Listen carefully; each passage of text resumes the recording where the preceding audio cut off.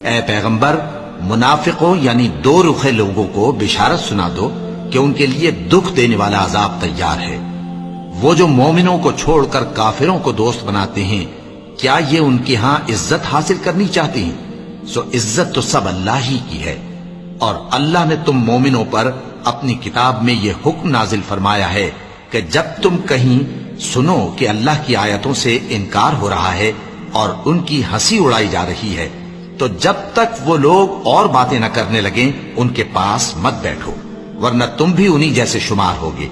کچھ شک نہیں کہ اللہ منافقوں اور کافروں سب کو دوزخ میں اکٹھا کرنے والا ہے، جو تم کو دیکھتے رہتے ہیں۔ پھر اگر اللہ کی طرف سے تم کو فتح ملے تو کہتے ہیں کیا ہم تمہارے ساتھ نہ تھے،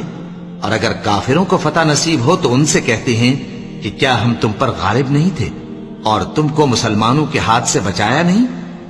اب اللہ تم سب میں قیامت کے دن فیصلہ کر دے گا، اور اللہ کافروں کو مومنوں پر ہرگز غلبہ نہیں دے گا۔